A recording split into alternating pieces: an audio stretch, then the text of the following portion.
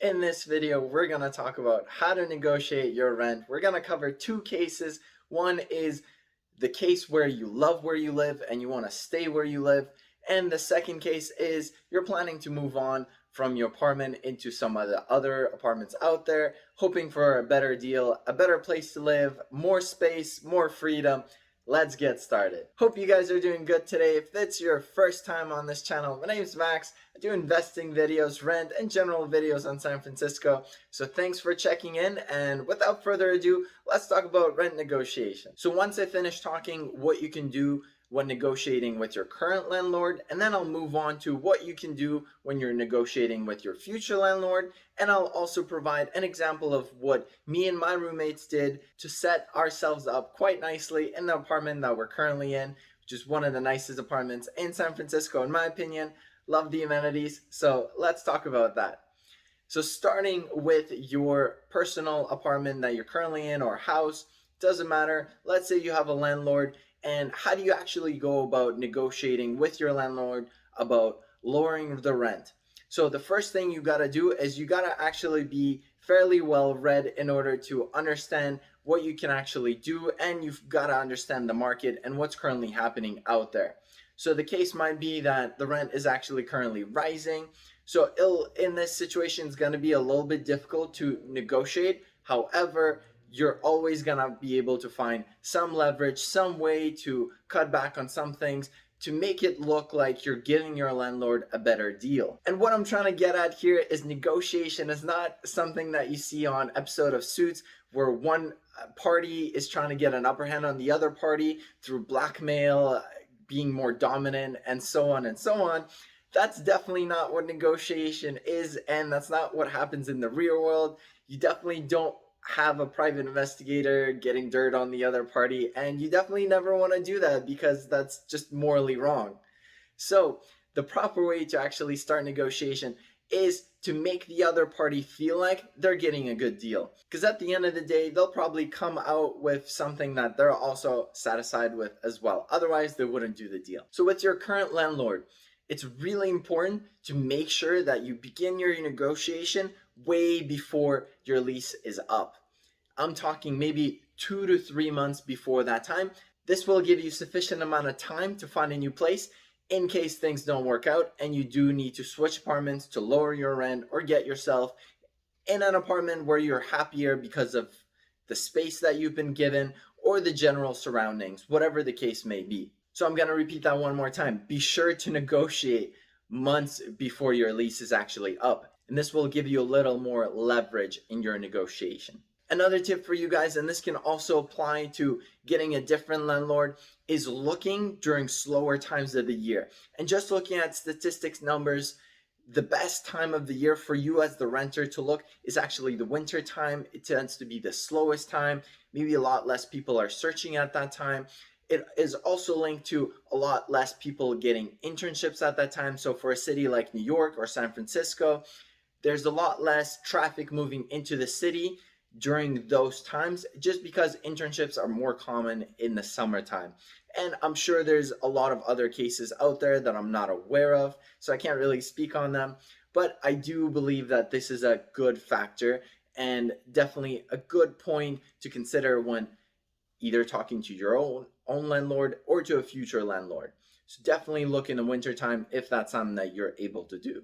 The last tip I want to mention here is the biggest tip of all time.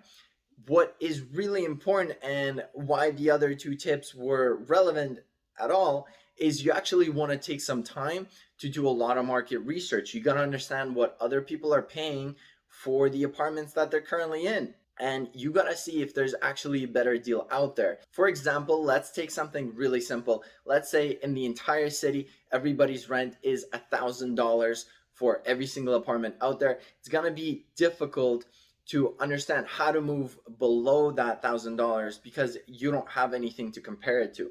Meanwhile, if you don't look at price and you look at other items such as amenities or space, neighborhood, then you can kind of see, okay, if I get a place in this neighborhood with this amount of space, that is actually worth a lot more than what I'm currently paying for the apartment that I'm currently at, which is in a different neighborhood. Maybe it's not so good. Maybe the amenities are worse. Maybe the space is smaller. Those things are something that you always got to consider and you got to bring forth in your negotiation.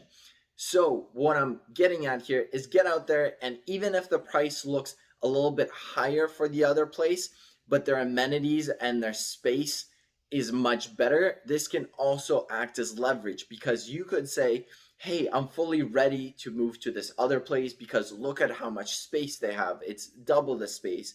Or look at the neighborhood. It's such a great neighborhood. And you show them that you're really excited about this place.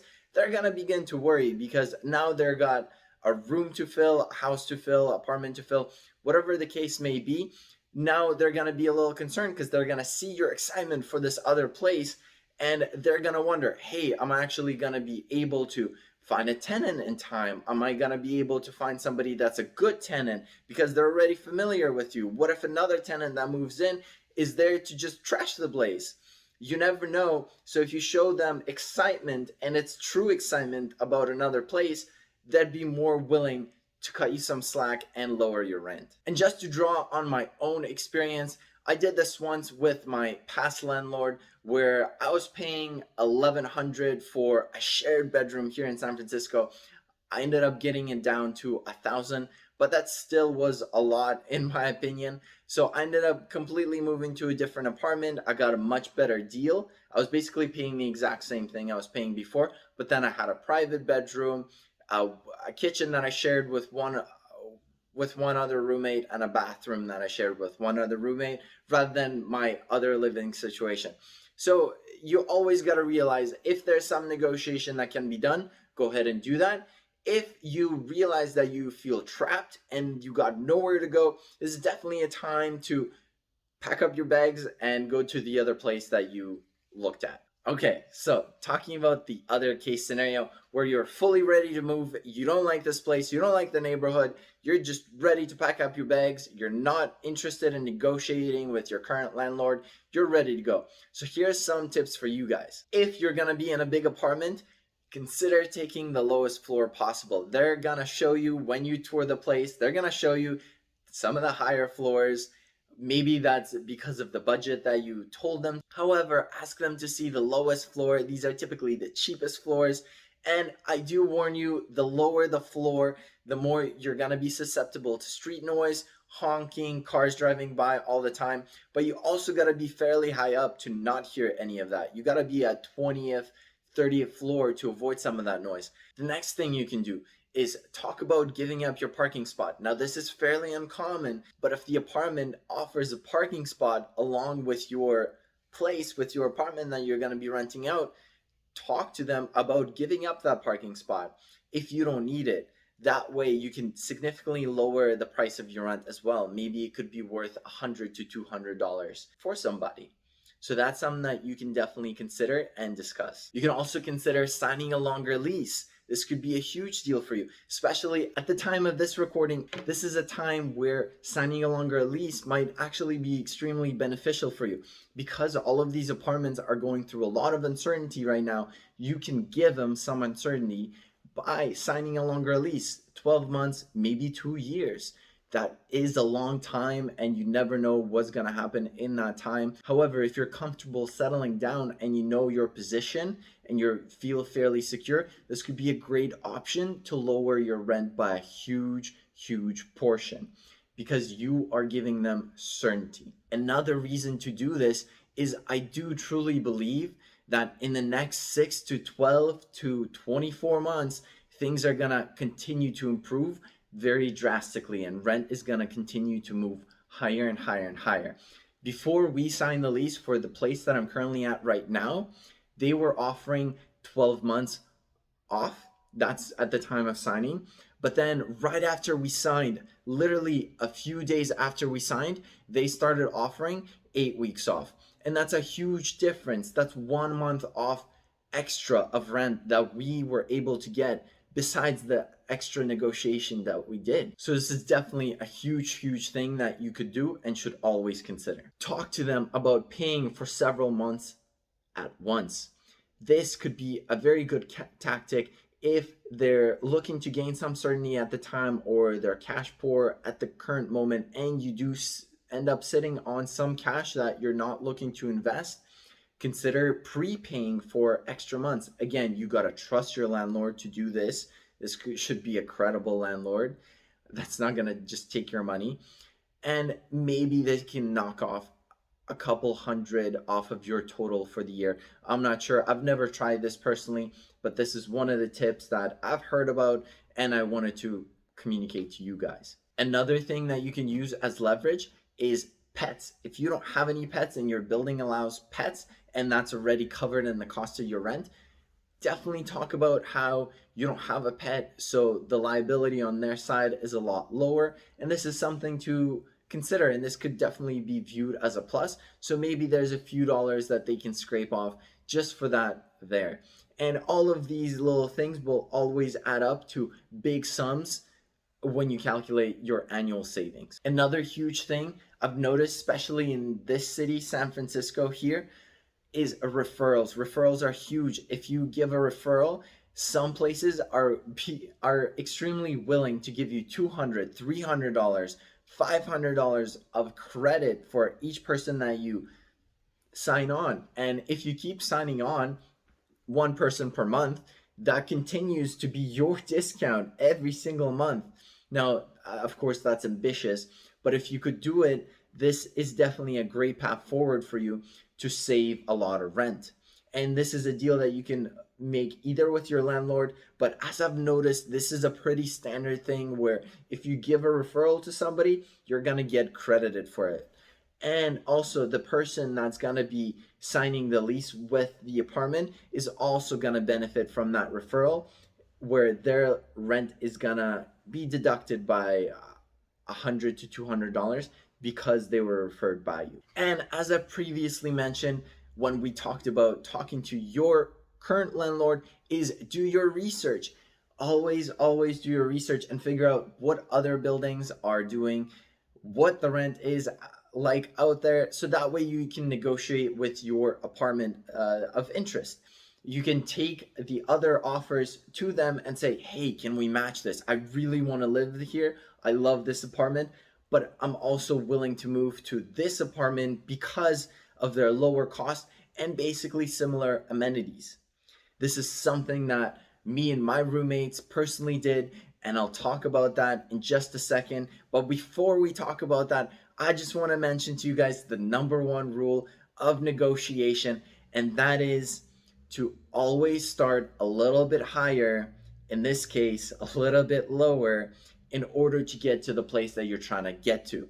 Because you're gonna wanna meet in the middle, so that way both parties feel like they're winning something. Number one rule, just to keep in mind, and this could be a rule that you use for anything. This could be a rule that you use for employment and whatever other cases may be. Always keep that in mind. Now, let's talk about my personal example and what we did. So we ended up signing a lease for an apartment that I'm currently in right now, that I'm currently filming at. I do love this apartment a lot. This is Van Ness, 150 Van Ness. And what we ended up doing is we actually shopped around a lot. We scheduled a lot of interviews and a lot of tours, and we went through all of them. This place at that time was beating out all of them by a long shot. I'm talking $500 to $600 cheaper per person, per roommate. So basically $1,000 to $2,000 cheaper a month for what we were looking for, which was great amenities, big bedrooms, and just a decent neighborhood. This is in Civic Center. It's definitely not the best neighborhood out there. However, it was clean enough and made us feel comfortable enough to move in here. Because we already did this research and we fell in love with this building, it was really difficult to find something, some kind of leverage to negotiate, because everybody's prices were so much higher in comparison to this building here. Now, having said that, what we did is we still negotiated, because you always should, just like I mentioned at the start of this video. What did we do exactly? So what we did is we took a deal that another place was offering. They were offering, when you sign a lease with them, they were offering a few months off. But then on top of that, they were offering a $2,000 Visa gift card basically for signing with them. And we took that deal to this apartment, even though the rent of the other apartment, net effective, was still higher, even with that gift included. We reached out to this place and we said, hey, could we get $2,000 off because this place is offering it? Could we get that same deal because they have similar amenities? Their price is sort of similar. And you know what? It worked. It took $2,000 off of our yearly rent as a household. And that made us feel great, and that made them feel great because now they don't have another apartment to worry about. And I did this video because a subscriber of mine actually reached out and asked for a negotiating tips video specifically. This was done by Aiden, so thank you so much for reaching out and asking for this. I hope you like this content, and I hope a lot of other viewers find it valuable. My thought was, if one viewer is looking for this information, then a lot of you might have the exact same questions. So if you ever have any questions, do reach out to me in the comments below. Thank you guys so much for watching, leaving a like and subscribing. I'll see you next time.